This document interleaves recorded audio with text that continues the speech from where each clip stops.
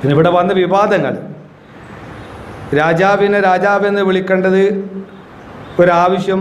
ഈ ഒരു കാലഘട്ടത്തിൽ ജനാധിപത്യത്തിൽ ഓരോ പൗരനും രാജാവാണ്. അതാണ് ജനാധിപത്യത്തിൻ്റെ സൗന്ദര്യം. ഓരോ വ്യക്തിക്കും വ്യക്തി സ്വാതന്ത്ര്യമുണ്ട്. ആ വ്യക്തിയുടെ ആ ശരീരത്തിൻ്റെ പരമാധികാരി ആ വ്യക്തി തന്നെയാണ്. എല്ലാവർക്കും തുല്യതയുണ്ട് എന്നൊക്കെ ചിന്തിക്കുന്ന ആ മനോഭാവമാണ് ജനാധിപത്യം. അല്ലാതെ എൻ്റെ വിശ്വാസപ്രകാരം നിങ്ങൾ അവിടെ അതുവഴി പോകാൻ പാടില്ല, ഇവിടെ കയറാൻ പാടില്ല. ഒരു വ്യക്തി അവിടെ കയറുമ്പോൾ നിങ്ങളുടെ വികാരം വ്രണപ്പെടുന്നുണ്ടെങ്കിൽ മാറ്റേണ്ടത് അയാളുടെ പ്രവേശനമല്ല, നിങ്ങളുടെ വികാരമാണ്. അത് തിരിച്ചറിയാമെന്നുള്ളതാണ് ജനാധിപത്യത്തിൻ്റെ ചുരുക്കം. അതിലപ്പുറമൊന്നും ജനാധിപത്യത്തിലില്ല എന്നുള്ളതാണ് പ്രശ്നം. പിന്നെ ബ്രാഹ്മണർ ഇവിടെ എപ്പോഴെങ്കിലും ഭരിച്ചിട്ടുണ്ടോ എന്ന് ചോദിച്ചു കഴിഞ്ഞാൽ അദ്ദേഹം തന്നെ നേരത്തെ പറഞ്ഞിട്ടുണ്ട്. ബ്രാഹ്മണൻ എന്ന് പറഞ്ഞാൽ നിങ്ങൾ എന്താണ് ഉദ്ദേശിച്ചിട്ടുള്ളത്? അതാണ് ബ്രഹ്മത്തെ അറിയുന്നവൻ, അല്ലെങ്കിൽ അതൊരു എന്താ പറയണ്ടത്, പിന്നെ മനുഷ്യൻ്റെ ത്രിഗുണങ്ങളുണ്ടല്ലോ, സത്വഗുണം, തമോ ഗുണം, രജോ ഗുണം എന്നൊക്കെ പറയുന്നത്. അതിൽപ്പെട്ട ഒന്നാണ് എല്ലാവരിലും എല്ലാ ഗുണങ്ങളും അടങ്ങിയിട്ടുണ്ട്. ചിലരിൽ സത്വഗുണം കൂടിയിരിക്കും. അങ്ങനെയൊക്കെ പറഞ്ഞിട്ട് ബ്രാഹ്മണനെ ഉരുട്ടിപ്പേരട്ടി വെക്കുന്ന ഒരു കലാപരിപാടി ഉണ്ടായിരുന്നു. ഇപ്പോൾ പറയുന്നത് ബ്രാഹ്മണൻ എന്നാണ് ഭരിച്ചിട്ടുള്ളത്. ബ്രാഹ്മണൻ മാത്രമേ ഇവിടെ ഭരിച്ചിട്ടുള്ളൂ എന്നുള്ളതാണ് സത്യം. പക്ഷേ ബ്രാഹ്മണർ പുരോഹിതന്മാരായിരുന്നു രാജാവിൻ്റെ, അതായത് ഉപദേശം നൽകിയിരുന്ന ആൾക്കാർ. എങ്ങനെ രാജ്യം ഭരിക്കണമെന്നുള്ളത് ഭരണഘടന മനുസ്മൃതിയായിരുന്നു.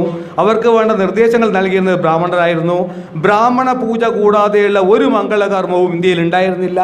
ബ്രാഹ്മണർക്ക് ദാനം കൊടുത്ത് മുടിഞ്ഞതാണ് മിക്കവാറും രാജാക്കന്മാർ. ഇതൊക്കെ ചരിത്രമാണ്. ബ്രാഹ്മണർക്ക് ഇവിടെ നികുതി ഉണ്ടായിരുന്നില്ല. ബ്രാഹ്മണർക്ക് ഊട്ടുപുരകളിൽ സൗജന്യമായിരുന്നു ഭക്ഷണം. അവർ മണ്ണിൽ അധ്വാനിക്കേണ്ടിയിരുന്നില്ല. ഇതൊക്കെ ചരിത്രത്തിൻ്റെ നാൾവഴികളിൽ വളരെ വ്യക്തമായിട്ട് പച്ചയായിട്ട് എഴുതി വെച്ചിട്ടില്ല. അല്ലെങ്കിൽ എല്ലാവർക്കും പകൽ പോലെ യാഥാർത്ഥ്യമുള്ള കാര്യങ്ങളാണ്. അതിനെ നമ്മൾ കണ്ണടച്ചിട്ട് ഇരുട്ടാക്കിയിട്ട് കാര്യമില്ല. നമ്മൾ ആഗ്രഹിച്ചിട്ട് ഇല്ലാതാക്കിയാൽ ഇല്ലാതാവുന്ന കാര്യങ്ങളല്ല അതെല്ലാം.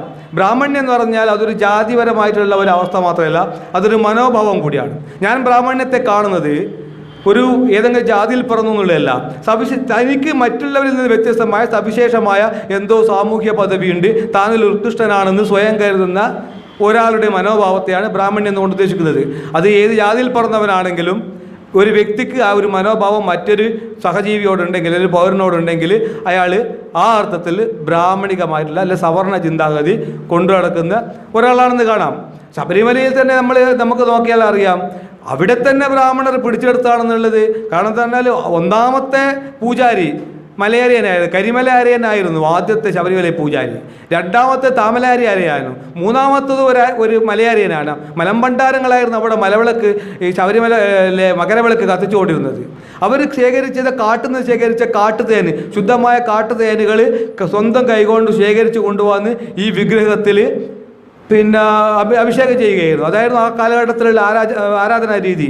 പിന്നീട് ആളുകൾ അവിടത്തേക്ക് എത്തപ്പെടുകയും ആളും അർത്ഥവും കൂടിയപ്പോൾ 1905 ആണ് ആ രാജാവ് ഇവരെ അടിച്ചോടിക്കുകയും ആന്ധ്രാപ്രദേശിൽ നിന്ന് ഇവിടെ വന്ന് താമസികമാക്കിയ താഴമൺ തന്ത്രി കുടുംബത്തിന് ഈ ഒരു പൂജാധികാരം കൊടുക്കുകയും ചെയ്തു. എന്നാൽ പോലും കുറേ കാലങ്ങളോളം പിന്നെ അവിടെ മകരവിളക്ക് കത്തിക്കാനുള്ള അവകാശം മലമ്പണ്ടാരങ്ങൾക്ക് ഉണ്ടായിരുന്നു. പിന്നീട് അത് KCBയിലെ ചില ഉദ്യോഗസ്ഥന്മാരും മറ്റുള്ള കാര്യങ്ങൾ ഏറ്റെടുത്തു. പിൽക്കാലത്ത് അവരെ ഒഴിവാക്കി അതും ബ്രാഹ്മണർ ഏറ്റെടുത്തു.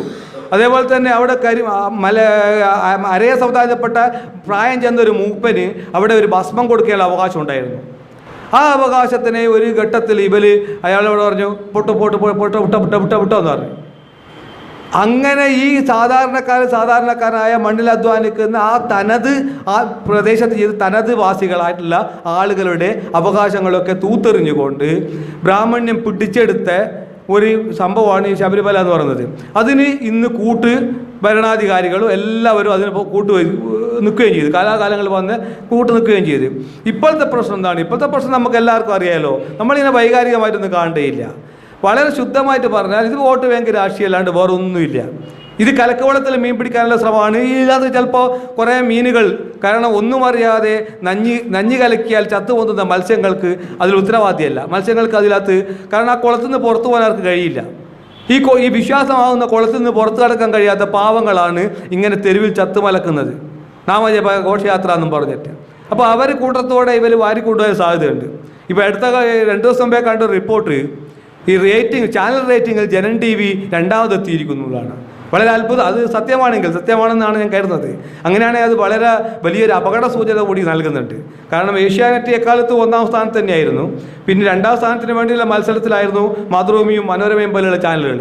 3-ാം സ്ഥാനത്തിന് വേണ്ടിയുള്ള അടിയിലായിരുന്നു പിന്നെ ഇന്ത്യ വിഷൻ, അതേപോലെ തന്നെ reporter channel, news 18, Kairali, people എന്നെല്ലാം പറഞ്ഞ ചാനലുകളൊക്കെ 3-ാം സ്ഥാനത്തിന് വേണ്ടിയിട്ടുള്ള മത്സരത്തിലായിരുന്നു. ജനം TV ചിത്രത്തിലേ ഉണ്ടായിരുന്നില്ല. അതങ്ങ് വളരെ താഴെ എവിടെയോ കിടക്കുകയായിരുന്നു.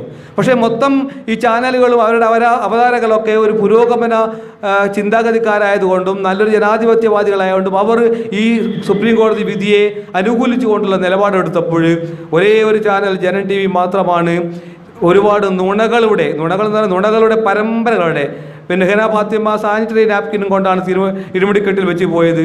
ഒന്നാന്തരം നുണയായിരുന്നു. അതേപോലെ തന്നെ ഇപ്പോൾ ശിവദാസൻ എന്ന് പറയുന്ന ഒരു അയ്യപ്പ ഭക്തൻ മരിച്ചു. അദ്ദേഹം പോലീസ് അക്രമത്തിൽ കൊല്ലപ്പെട്ടതാണെന്ന് പറഞ്ഞിട്ട് കഥകളുണ്ടാക്കി. സിറാജിനോട് എനിക്ക് പറയാനുള്ളത്, സിറാജ് പറയുന്നത് യുക്തിയാണ്. കാരണം 18-ാം തീയതി വീട്ടിലേക്ക് വിളിച്ച ആളെങ്ങനെയാണ് 17-ാം തീയതി കൊല്ലപ്പെടുന്നത്? അത് യുക്തിയാണ്. വിശ്വാസത്തെ യുക്തി കൊണ്ട് അളക്കരുത്. അദ്ദേഹം 16-ാം തീയതി പോലീസ് അക്രമത്തിൽ കൊല്ലപ്പെട്ടു എന്നുള്ളത് വിശ്വാസമാണ്. അപ്പോൾ വിശ്വാസമായി തന്നെ തുടരും. യുക്തി